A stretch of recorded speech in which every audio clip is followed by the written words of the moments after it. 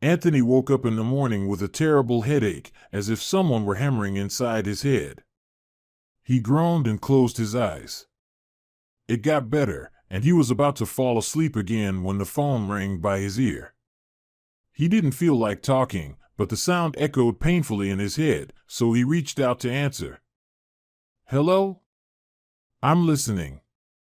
"Hey, buddy. How are you?" "I'm not great. Did we drink a lot yesterday? My head hurts so much I can't even get up." "And why are you up so early?" "Anthony, what's wrong with you?" "I have to go to college.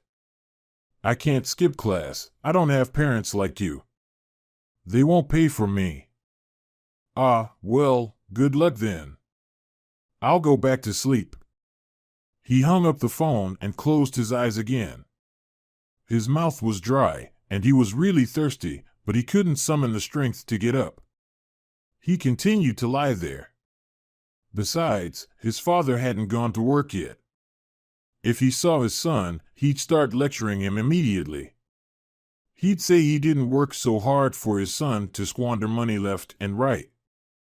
Why else should I spend it? What's the point in saving it? Life is short, you have to have fun. Anthony thought. Besides, my father doesn't even remember what he wants anymore. He's always at work, and my mom hardly sees him. He barely had anything to do with my upbringing. He always solved everything with money. So what does he want now? I'm used to this. Anthony managed to get up closer to 2 in the afternoon. Even then, he would have stayed in bed longer, but he was terribly thirsty. The house was quiet, and he went to the kitchen. Miss Parker, their cook, was standing by the stove, preparing something. She looked at Anthony as he entered inside. Then she went to the refrigerator. "Well, here you go. Solyanka is a good remedy in the morning. Drink it and take a shower, and I'll prepare something for you." "Thank you, Miss Parker. Is anyone else at home?" "Yes, your mother is at home. Your father left early in the morning." The young man took a shower, which he really needed. He ate heartily and went upstairs to greet his mother. Mrs. Evans was sitting in his father's office, typing something on the computer. When she saw her son, she smiled and motioned for him to come over. "Hi, son. I see you skipped college again today. Please, I beg you, don't upset your father. He was very angry with you yesterday. He threatened to kick you out of the house or take everything away from you. Mom, let him do it. He'll regret it later. Besides, he wanted me to study math. I wasn't interested in that, so I'm not enjoying it there. Let him know that. Anthony, you're a smart boy. You should understand that higher education is very important in our time. Yes, you have well-off parents, but believe me, sooner or later, we won't be here. What will you do then?" "Mom, you just said I'm a smart boy. So, I'll definitely figure something out." Anthony looked at his mother and smiled. He would really like to have a wife like his mother in the future. Someone as beautiful, intelligent, and kind as she was. She and his father met at college. Only she could tame his tough character. With her, he became gentle, didn't shout, and even smiled. All his business partners were very afraid of him. They knew about his iron will. Mr. Evans was always very strict with his subordinates, demanding maximum performance from them. If an employee deserved praise, he was not stingy with it. But if he saw laziness or incompetence, he would fire the person on the spot. His construction company was huge, with branches in different cities. He often traveled on business trips to personally inspect the work of his employees. During such trips, he always took his wife with him. When Anthony was little, he stayed home with a nanny. As he grew up, he went with his parents a couple of times. But he didn't like it. It was too boring for him. Then, when he finished school and entered college, life became more colorful. Clubs, girls, entertainment every day. He didn't understand his father. How could someone work all the time and never take a break, right? Such a life was not for him. All right, Mom, I'm off. I need to stop by Stevens to pick up some notes. I'll study, so, as you say, I won't upset Dad. Thank you, son. By the way, your father took the keys to your car. He said he got too many fines this week because of it. And also, if his son can't drive properly, he should walk instead. Mom, come on. My father's a millionaire, and he's taking away my car over some fines. He earned his millions himself, and he knows how to manage them. When you start earning your own money, you'll understand that spending it recklessly isn't wise. Anthony angrily slammed the door. It was wrong, of course, to take his frustration out on his mother, but he couldn't help himself. Why did he have to do that? I can't live without my car. He went to the garage and approached Mr. Foster, who was their mechanic, janitor, and gardener. Hello, Mr. Foster. Do you happen to have spare keys for my car? Yes, they were somewhere. I have spare keys for your cars in case you lose them. Did you lose your keys? Yes, I can't remember where I put them. I've been looking for them everywhere. Well, wait a moment, I'll check. A minute later, he brought out the spare keys for Anthony's latest model BMW. Thank you, Mr. Foster, you've saved me. When he sat in his car, he immediately felt better. His father knew his weakness and decided to strike where it hurt. But it didn't work. Anthony grinned. He really should go to college. At least for a couple of days, just to avoid angering my father. Otherwise, he might take everything away, and arguing with him would be more expensive, he thought as he pressed the gas pedal. He arrived at his friend Stephen's house. Stephen lived on the other side of the city. That's why he often stayed overnight at his friend's place. They partied hard but never skipped classes. Education was a priority. Hey, are you home? Anthony asked when he parked. If not, I'm downstairs. Please bring all the notes. My father's on a rampage again, and I need to calm him down a bit. Stephen got into the car and handed over a stack of notebooks. Here you go. And by the way, what are you thinking? It's our last year in college. Are you seriously going to waste 4 years like this? If you don't show up in the next few days, they're threatening to kick you out. All right, I'll show up. I can't upset my old man right now. Listen, how about we go to my place? I'll study and catch up on things, and you can explain anything that's unclear to me. Okay, but I have to be home in the evening. My mom caught me in a drunken state yesterday. Luckily, she didn't say anything to Dad. Otherwise, I'd be in big trouble. Anthony managed to attend classes for 2 days, but then he started skipping again, disappearing with his friends for street racing. He enjoyed racing through the city at night, ignoring all rules and feeling complete freedom. On that day, they decided to race as usual, but the police set up a trap for the racers, and Anthony got caught. He spent almost a day in the holding cell before his father came to pick him up. His father looked at him sternly and then said, "Honestly, I didn't really want to come and get you from here. I thought you should spend 15 days in there to think about your actions. Thank your mother, she insisted on your release." Anthony understood that it was better to remain silent for now and let his father cool down a bit. They drove home, and his father finally broke the silence. "Listen to me carefully. I won't return your car, that's one thing. Secondly, starting tomorrow, you're going to college. There's only a month left to finish your studies, so be kind enough to complete it. As for what happens afterward, we'll see. If I find out you're not attending college again, don't blame me. Anthony didn't sleep all night.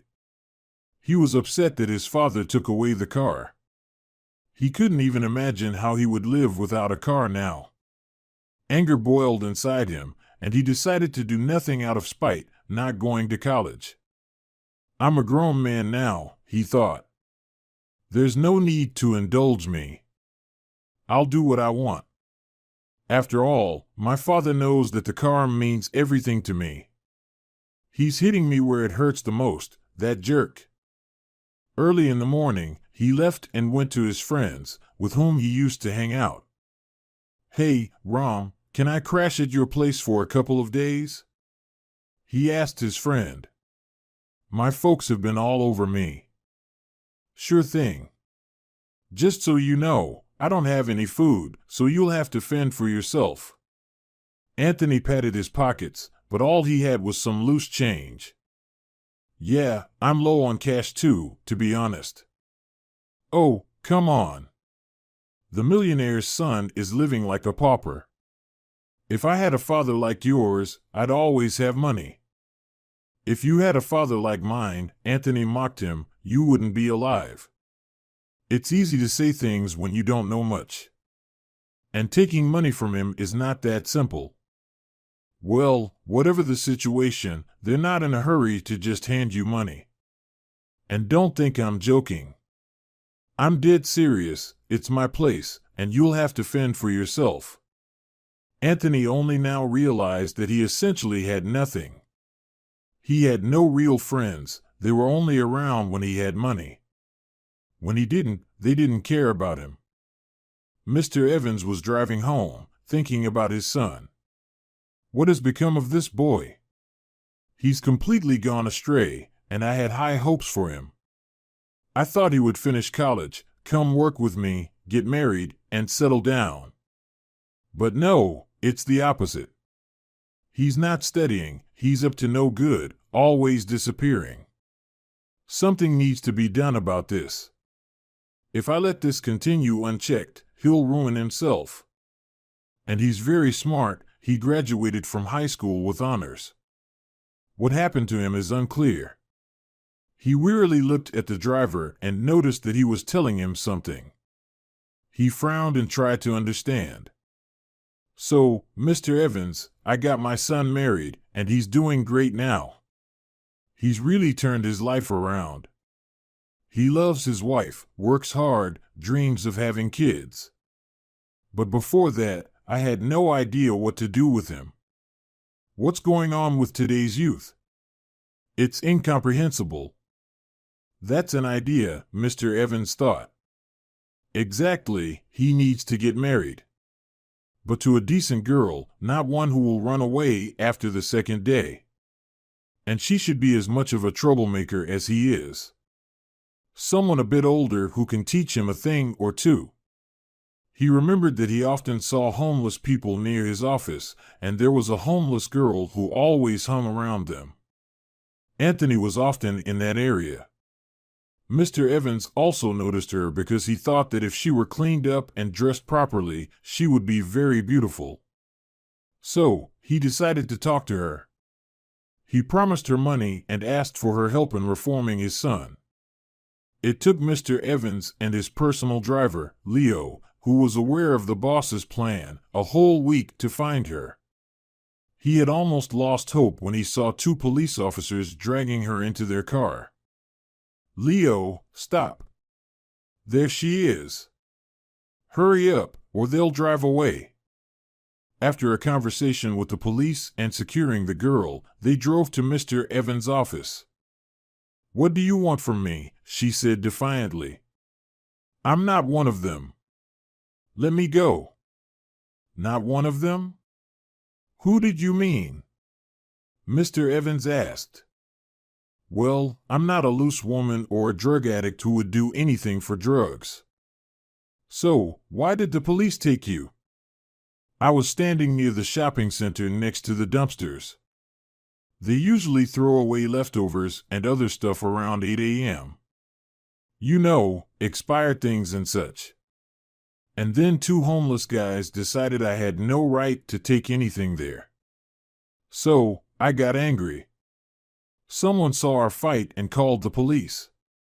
They ran away, and I got caught. Do you want to earn some money? Yes, I do. But first, I need to know what you want from me. Because I'm not a thief, and I won't do anything criminal. I'm looking at you, and I think, not a thief, not a drug addict, not a call girl, almost like an angel in the flesh. So, why is your life like this? Why aren't you studying or working? It's a long story. You won't understand anyway. Mr. Evans was starting to like this girl. Despite her homeless situation, he could see she was intelligent and determined not to sink further down in life, which earned his respect. Why don't you try telling me? I'm not stupid. I think I can figure it out. Abigail had grown up in an orphanage. Her parents had died when she was 5.5 years old. I remember my father carrying me on his shoulders. And my mother used to bake delicious cherry pies. I loved them so much. After my parents died, none of my relatives wanted to be my guardian. They refused to take care of me and sent me to the orphanage. I can tell you it was not a pleasant place. There was very little kindness. Then, a new caretaker, Mr. Simmons, arrived. I don't know what came over him, but he was relentless with me. He harassed me in various ways, and once he almost assaulted me. In the end, I just ran away. So now I have no documents, no home, nothing at all. Without documents, I can't go to school or even get a job. That's my story. Listen, Abigail, I have a rather unusual request for you. I'll explain everything to you in a moment, but here's one thing. If you agree, you'll get your documents right away.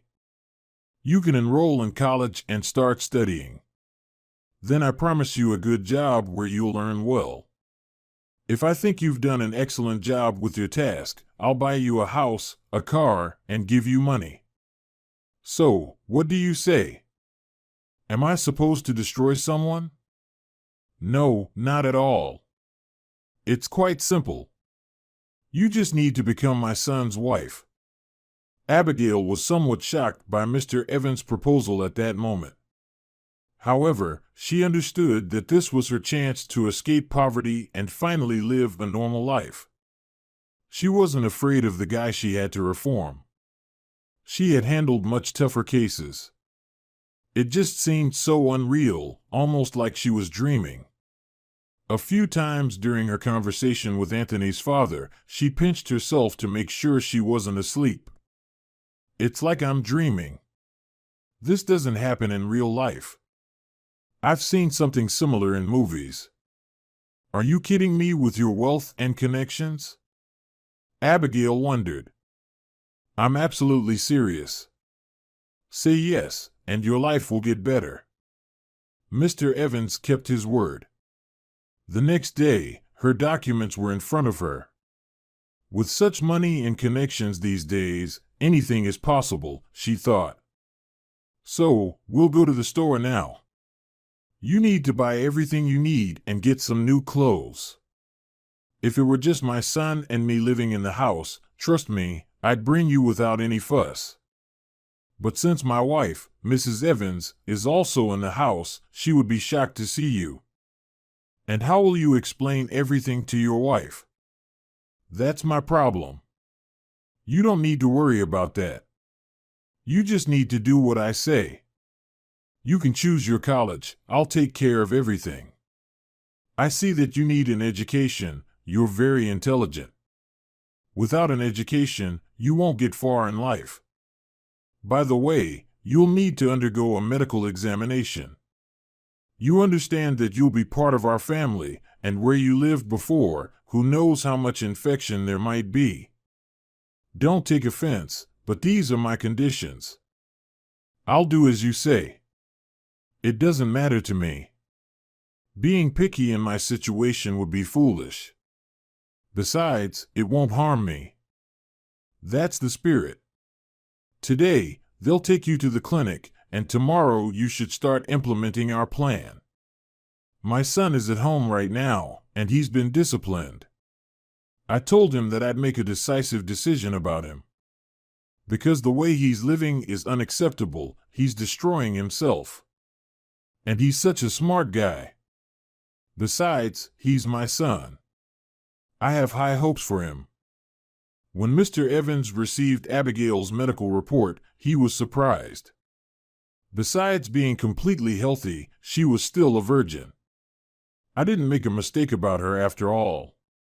She's really something. And it shouldn't be any different. She wasn't born into an alcoholic family. Even though normal children grow up there too. She grew up in a good family where love and harmony prevailed. It's strange that her relatives were so quick to abandon her. Anthony anxiously awaited his father. He didn't know what his father had come up with this time, but he remembered that he shouldn't expect anything good. This time, his father was extremely angry with him. Even his mother was very worried for her son. There was a knock on the door, and a moment later, Mrs. Evans looked into the room. "Sweetie, let's go to the study. Your father said he'd be home soon, and he wants to talk to you.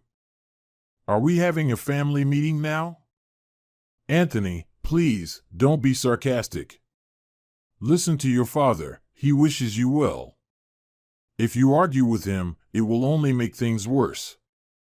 "Okay, Mom, don't worry. Let's see what he's come up with for me this time."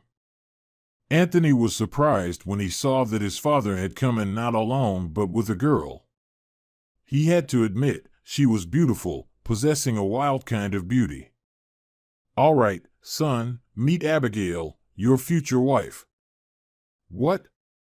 Have you gone crazy? I don't want to get married. I don't need this." "Son, be careful," Mrs. Evans interjected. "You shouldn't insult. She hasn't done anything wrong to you. Please, keep yourself in check." Anthony fell silent, not wanting to hurt his mother, although cutting remarks danced on the tip of his tongue. Why did Dad decide this all of a sudden, he wondered. And he even chose a wife for me himself. He could have at least asked who I liked. Besides, he brought in some random girl who isn't even attractive.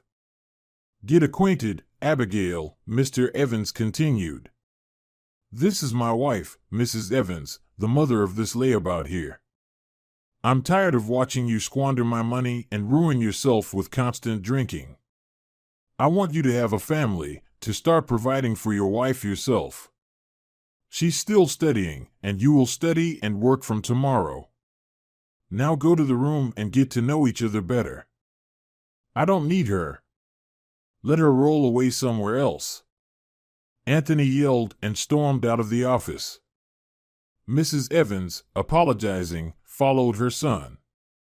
"Mr. Evans, just a small correction. Forgive me, but I won't be sleeping with your son. I don't think it will come to that. I'm simply asking you to be strict with him, as you know how to be. Show him that there are other ways to live, because he's gotten used to living like this and doesn't think that things can be different." "All right, I'll do my best." Half an hour later, Abigail entered Anthony's room. He was lying on the bed, listening to music. He deliberately ignored her arrival. She wasn't surprised. Instead, she walked up and tugged on his earphones. After listening to the music playing, she made a face. "You act all tough, but you listen to this trash. And like you listen to something better. Do you even understand anything? I can understand you better than you think, believe me. I can prove it right now. By the way, I'm not thrilled about all of this either. You're not my type. I prefer tough guys, and you're some rich kid. You're not interesting to me. Besides this trashy music, do you like anything else?" Yeah, I love cars. I enjoy racing them, Anthony replied, his pride slightly bruised by Abigail's comment about him being a rich kid. You? Racing cars? You're not kidding me. Do you even know what racing is? Yes, it's my favorite activity. Don't believe me? Let's go, I'll show you, and you'll be begging for mercy. All right, impress me. But remember, if you don't prove you're a racer, you're going to college starting tomorrow. But if you do, I'm packing my bags and leaving this house. Deal? Abigail extended her hand. Deal. Let's go. Just don't forget to buckle up, Anthony said, shaking her hand. He took her for a ride through the nighttime city, making sharp turns, but Abigail didn't even flinch. She even yawned a few times, clearly showing how bored she was. This is exactly what I expected. All right, now it's your turn. I'll show you how it's done, she said. Me? Let you? Do you even know how to drive? You won't see that unless you let me take the wheel. Okay, fine. Get in. Let's see how you drive. I hope we'll make it home by morning. Abigail chuckled and got into the driver's seat. After shifting gears, she hit the gas, and the car roared forward with a screech. Anthony was pushed back into his seat, and he grabbed onto the handhold, unable to take his eyes off the road. He had only seen what Abigail was doing in movies, and even then, he thought it was impossible.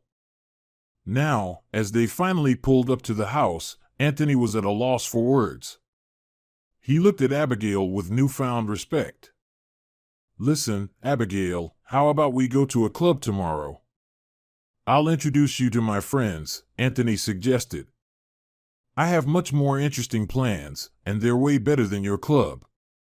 By the way, do you remember the bet? Let's go to sleep, we have classes tomorrow. The next morning, Mr. Evans witnessed an unusual scene. His son was waiting for Abigail so they could go to college together. Through his connections, he had also managed to get Abigail into a mathematics program. She had passed all the exams and was admitted to the first year, even though it was already almost over. Achieving this was nearly impossible, and Abigail was genuinely surprised when she was accepted. Big money solves everything, Anthony's father told her. But I believe you'll succeed. By the way, I'm surprised. Where did you get such knowledge? But, didn't I tell you, I was studying while I was in the orphanage. We had good teachers there. My knowledge came in handy. I told you, my life had very different plans until one person ruined it all.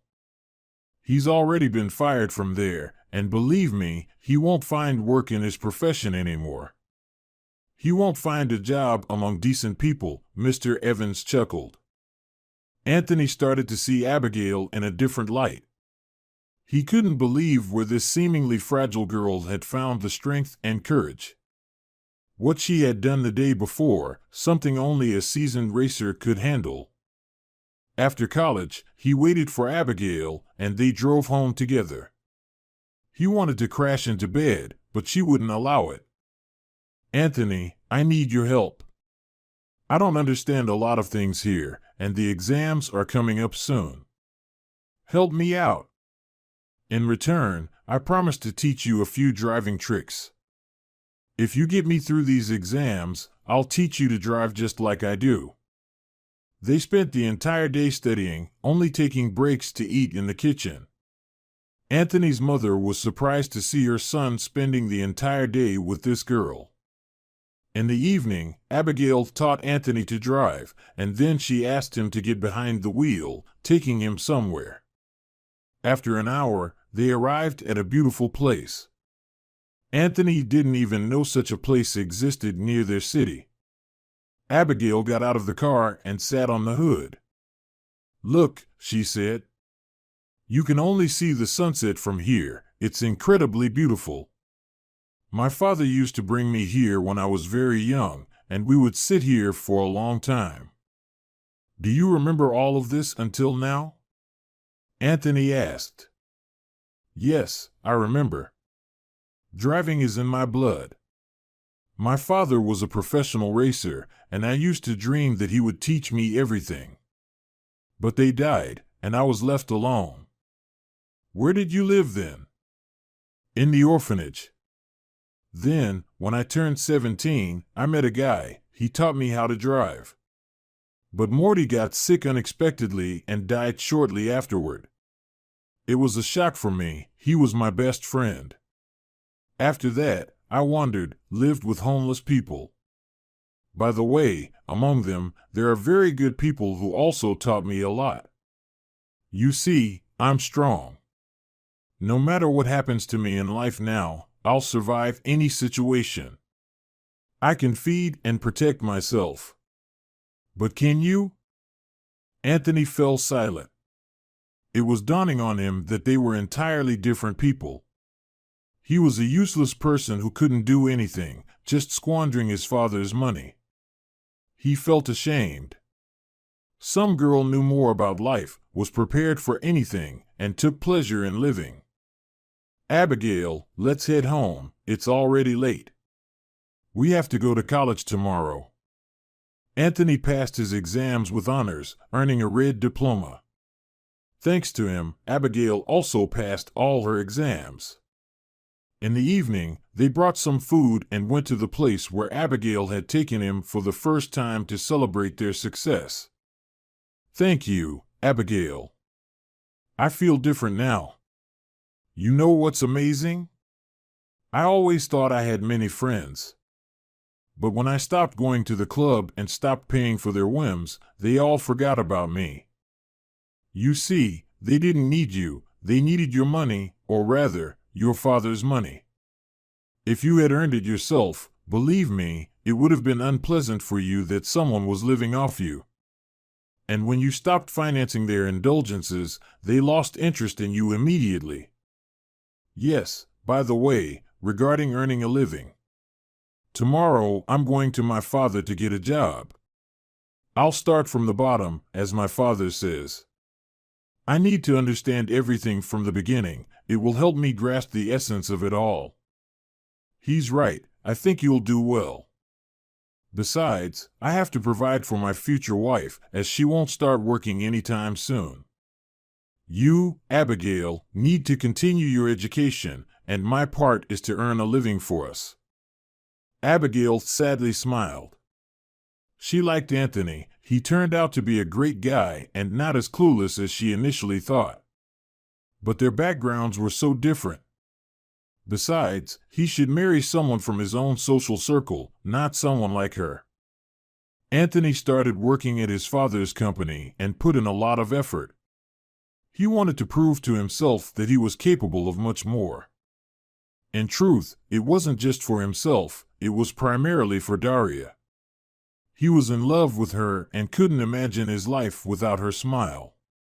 He noticed that Abigail had improved her relationship with his mother, and Mrs. Evans had started treating her like a daughter. While he was at work and Abigail was on break from school, they spent almost the whole day together with Mrs. Evans. Abigail, you're such a genius. You even know your way around computers, apparently. I thought I'd have to take it to a repair shop. I mentioned it to Eugene, but he never listens. He's always caught up in his work. Yes, it was nothing serious, just a simple virus. I ran a program, and everything is fine now. If it were a different issue, I might not have been able to handle it. Listen, Abigail, I'm going shopping. Will you keep me company? With pleasure. I enjoy spending time with you so much. You remind me of my mom. Tears welled up in Abigail's eyes, and she quickly wiped them away. I'm sorry, it just slipped out. If it makes you uncomfortable, I apologize again. Mrs. Evans smiled warmly at Abigail and replied, Don't worry, dear. I'm glad to have you here. We love you like our own daughter. They then went shopping together. Oh, Abigail, how could you even think of hurting me? I'm deeply touched by your words. Besides, I understand you very well. You've been through so much in life.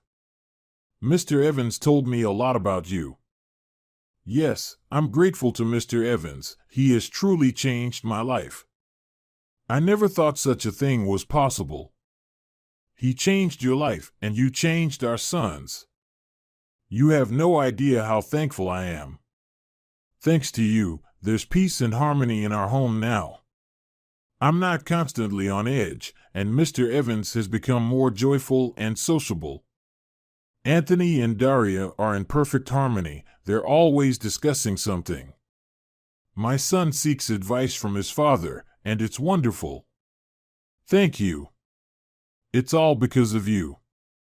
The vacation passed quickly, and Abigail started attending college.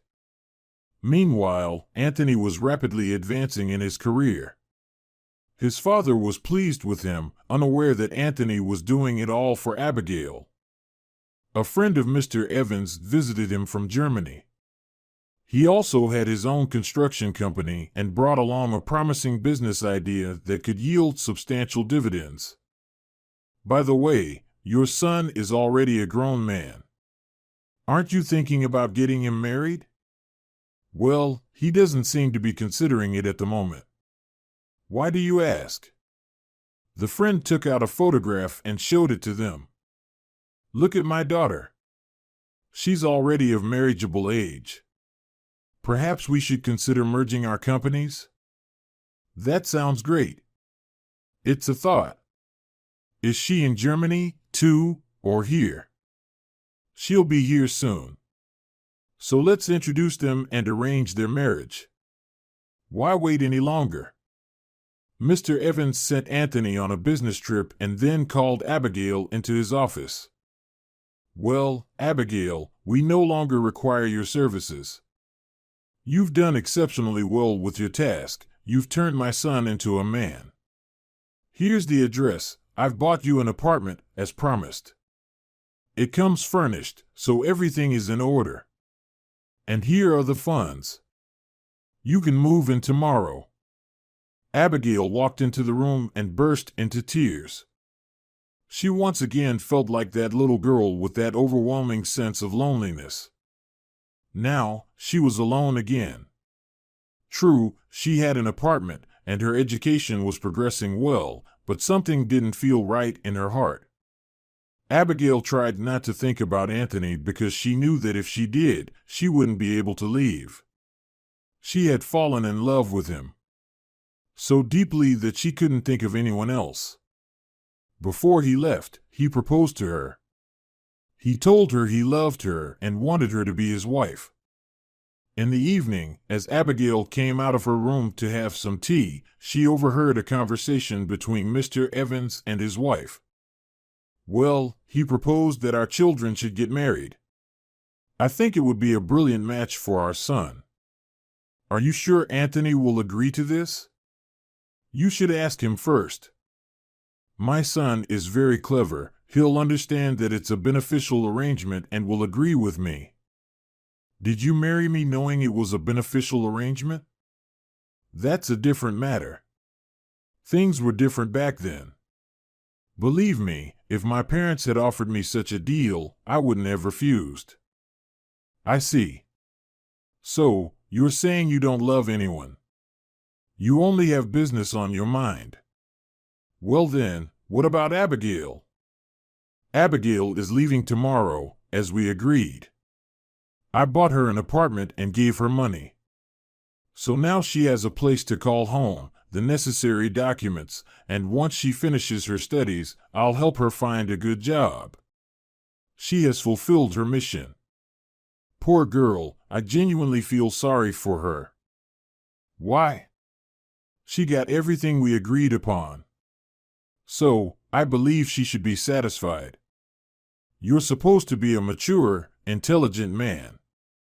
Yet, you treat people as expendable commodities. You use them and discard them. But you can't live like this. You're scaring me. They continued to talk about something else for a while, but Abigail wasn't listening anymore. She returned to her room and burst into tears again. She didn't understand why she felt so terrible, even though everything had gone according to plan. All the agreements had been upheld, but she felt deeply unsettled. She spent the entire night packing her belongings, books, and notebooks, making sure not to leave anything behind.